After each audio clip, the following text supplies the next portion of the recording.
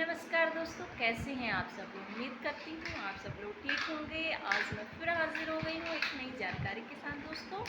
तो आज मैं आपको कुछ ऐसी जानकारियाँ देने वाली हूँ, तो आप वीडियो के अंत तक अवश्य बने रहें, जिससे घर में दरिद्रता ना आती हो। घर में दरिद्रता को दूर करने का यह एक मुख्य कारण है। वह कौन सा कारण है, आप वीडियो के अंत तक बने रहें। और क्या हमें ऐसा करना चाहिए जिससे माता लक्ष्मी का आगमन हमारे घर में हो और माता लक्ष्मी दौड़ी दौड़ी हमारे घर में खींची चली आए। तो स्वागत करती हूँ अपने यूट्यूब चैनल भक्ति और ज्ञान की बातें में। तो आज मैं आपको बताने वाली हूँ कपूर से कुछ जुड़ी जानकारियाँ, जिससे घर में सारी परेशानियाँ दूर हो जाती हैं और घर में लड़ाई झगड़ा कलह ये सारी समस्याएं दूर हो जाती हैं। कब हमें कपूर जलाना चाहिए और क्या ऐसा करना चाहिए जिससे माता लक्ष्मी हमारे घर में खींची चली आए। तो माता लक्ष्मी को खुश करने का सबसे बड़ा यह एक कारण है, और तो वह और भी ऐसे बहुत सारे कारण हैं, तो मैं आपको इस वीडियो में ज़रूर बताऊंगी।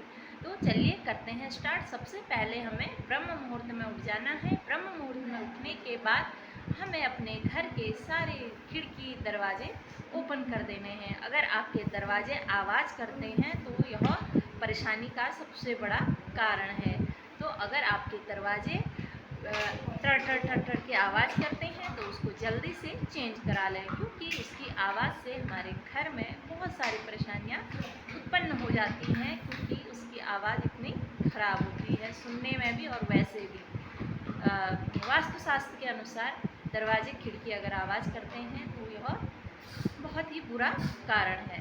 तो दोस्तों, घर में लक्ष्मी माता को प्रसन्न करने के लिए अपने मुख्य द्वार पर गंगा जल का छिड़काव अवश्य करें अर्ली इन द मॉर्निंग। और आपको क्या करना है, ब्रह्म मुहूर्त में उठने के बाद गंगा जल का छिड़काव करने के बाद सारे दरवाजे ओपन करने के बाद तुलसी और सूर्य भगवान को जल अवश्य चढ़ाएं। तुलसी में हल्का सा शुक्रवार और बृहस्पतिवार के दिन कच्चा दूध डालकर अगर जल चढ़ाते हैं तो माता लक्ष्मी प्रसन्न होती हैं। और माता लक्ष्मी को प्रसन्न करने वाला मंत्र है ओम श्री सहुद्राय लक्ष्मी नमः। ओम श्री महालक्ष्मी सहुद्राय नमः। ओम श्री महालक्ष्मी सहुद्राय नमः। ओम श्री महालक्ष्मी सहुद्राय नमः। 5 बार या 7 बार यह मंत्र बोलते हैं तो माता लक्ष्मी अत्यधिक प्रसन्न होती है। तो यह मंत्र आप बोल सकते हैं। और दूसरा मंत्र है ओम महालक्ष्मी नमो नमः। ओम विष्णुप्रियाय नमो नमः। ओम धनप्रदायिनी नमो नमः। ओम विष्णुजनन्ये नमो नमः। यह सबसे बड़ा मंत्र है माता का, जो माता को अत्यधिक प्रसन्न करता है। इसलिए इस मंत्र का उच्चारण करने से माता लक्ष्मी प्रसन्न होती है और माता लक्ष्मी की कृपा आपके घर पर बरसती है। तो तुलसी में जल डालते वक्त यह मंत्र अवश्य बोलिए। और कपूर के फायदे बताती हूँ आपको क्या करना है। घर में कपूर जलाना ही जलाना है। कपूर की स्मेल से घर में सकारात्मक ऊर्जा का संचार होता है और घर में नकारात्मक ऊर्जा दूर होती है। और साइंस के अनुसार कपूर कीड़े मकोड़ों का भी नाश करता है। और साइंस के अनुसार अगर हम कपूर घर में जलाते हैं तो उसकी स्मेल से काफ़ी कीटाणु मर जाते हैं। और कीटाणु मरने से क्या होता है, परेशानियाँ दूर होती हैं, जो इससे हम बीमार पड़ सकते हैं। तो वह कीटाणु मर जाते हैं, तो घर पे बीमारी नहीं होती है। तो अगर घर पे कोई बीमार हो रहा है तो घर में कपूर हमें जलाना चाहिए, जिससे दूसरे को इन्फेक्शन ना हो। कपूर के यह फायदे हैं। और सकारात्मक ऊर्जा का संचार होता है कपूर की स्मेल से और माता लक्ष्मी अत्यधिक प्रसन्न होती हैं। तो आप जब भी माता लक्ष्मी को प्रसन्न करते हैं, यानी कि माता लक्ष्मी की पूजा करते हैं, तो माता को घी का दीपक अवश्य लगाएं। और कपूर घी में डुबाकर उसको जलाने से, उसकी सुगंध से जो स्मेल आती है, उससे माता लक्ष्मी अत्यधिक प्रसन्न होती है। तो उससे क्या होता है, घर में लक्ष्मी का आवेदन होता है और दरिद्रता कोशों दूर हो जाती है। तो शाम के समय भोजन नहीं करना चाहिए।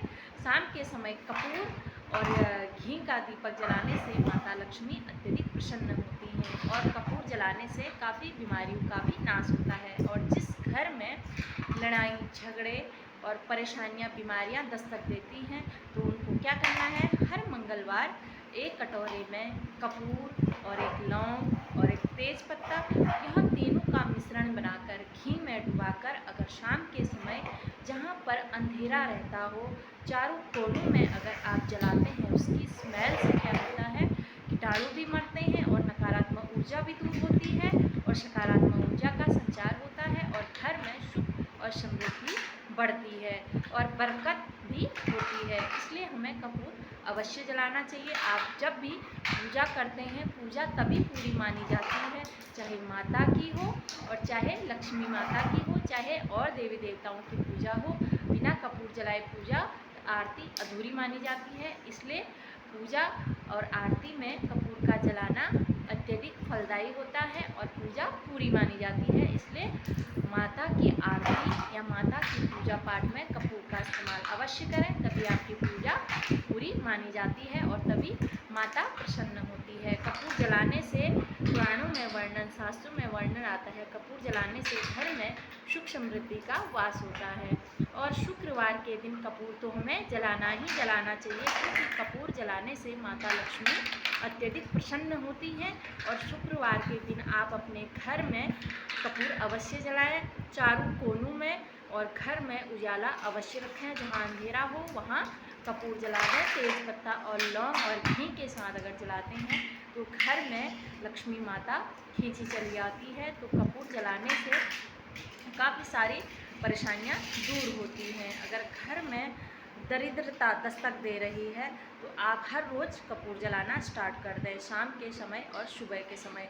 कपूर से जो हवा अपने घर में चारों तरफ हवा करें, उससे क्या होता है, आपके घर में जो दरिद्रता, जो परेशानियां, जो ग्रह अगर हमारे नीचे दबे हुए हैं, ग्रह हमारे अगर डाउन चल रहे हैं, उससे भी कपूर जलाने से भी ग्रह हमारे स्ट्रॉन्ग हो जाते हैं। तो सारे 9 ग्रह स्ट्रॉन्ग हो जाते हैं और 9 ग्रह भी प्रसन्न होते हैं कपूर जलाने से। तो इसलिए घर में कपूर की हवा अवश्य करें। कपूर की हवा इतनी फ़ायदेमंद है हमारे शरीर के लिए और हमारे मन के एकाग्र के लिए। कपूर जलाने से मन को शांति मिलती है और घर में काफ़ी अच्छा माहौल उत्पन्न हो जाता है। इसलिए हमें कपूर अवश्य जलाना चाहिए। कपूर के यह फ़ायदे हैं। फिर मिलती हूँ नेक्स्ट वीडियो में नई जानकारी के साथ। तब तक के लिए श्री शिवाय नमस्तुभ्यम।